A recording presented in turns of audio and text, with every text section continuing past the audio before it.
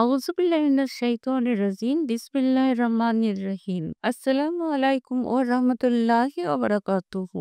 আমার শ্রদ্ধাভাজন শ্রোতা ও সুধীমণ্ডলী, আপনাদের আন্তরিক শুভেচ্ছা ও স্বাগত জানাই কুন ফায়াকুন ইউনিটি চ্যানেলে। আল্লাহর অশেষ রহমতে আশা করি সবাই ভালো আছেন। আমাদের আজকের আয়োজন একটি ছোট্ট জিকির যা আমাদের গুনাহ মুছে দিতে পারে।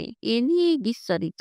সুবহানাল্লাহি ওয়া বিহামদিহি, যার অর্থ আল্লাহ পবিত্র আর সমস্ত প্রশংসা তার জন্যে।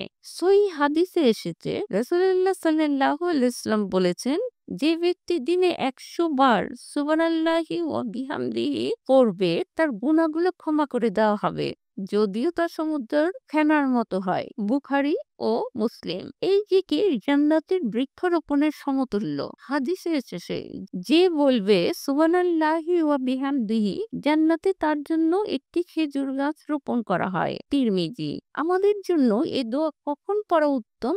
সকালে ও সন্ধ্যায় জিকিরের অংশ হিসেবে, নামাজের পর অথবা অবসর সময়ে যে কোনো প্রয়োজনে। সুবহানাল্লাহি ও বিহামদিহি এটি একটি ছোট জিকির যা তোমার সমস্ত গুনাহ মুছে দিতে পারে। সুবহানাল্লাহি ওয়া বিহামদিহি অর্থাৎ আল্লাহ পবিত্র আর সমস্ত প্রশংসা তার জন্যে। এটা শুধু জিকির নয়, জান্নাতে তোমার বাগান সাজানোর বীজ।